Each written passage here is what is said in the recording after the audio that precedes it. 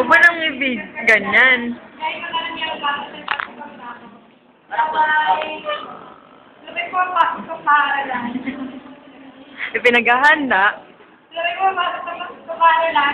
Pinaghahanda ka na ng mga sarili.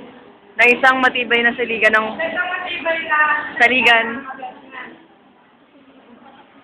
sabi ko, matanggap na Matatalino ka ba? para ng magulang, hindi naman maitutong-utang na religion. Para sila pinapalipat sa kanilang mga sandali. Wala sa kanilang Tahanan. simbahan. O Paaralan.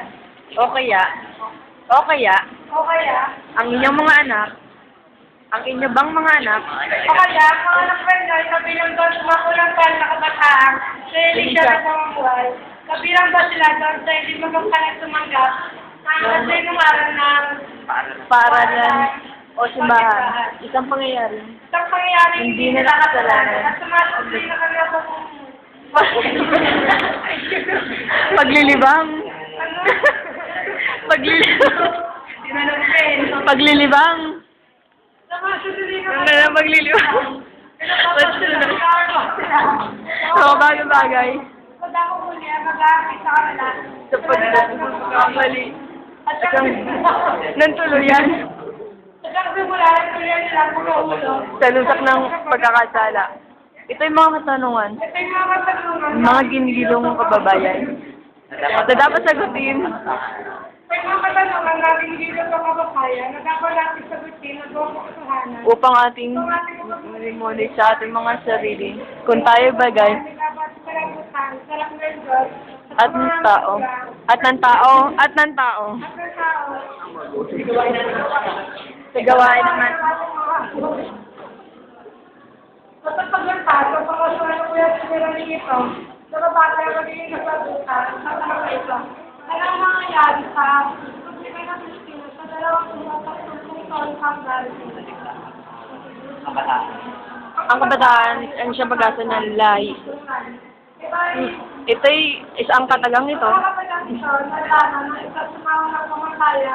simulain ng bayaning si Dr. Rizal. Kung nais natin matatag ang hinaharap ng ating bayan at kung nais natin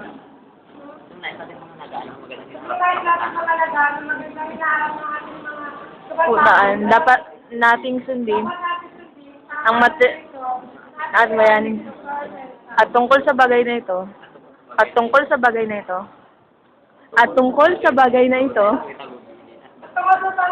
nais kong tagubilin at batiin ang isang mahalagang komiteng itinatag ng ating upang na isang mahalagang suliranin. Ang komiteng ito ay binubuo ng mga kilalang tao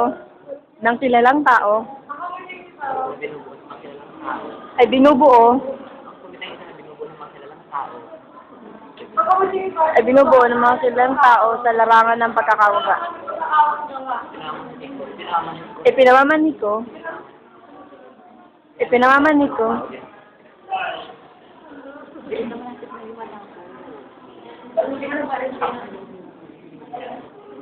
ay may layuning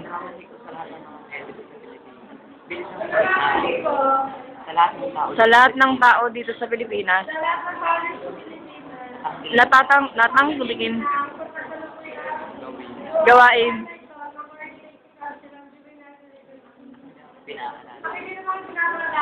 ito isang malaking gawain na dapat kalingain hindi lamang ng ilan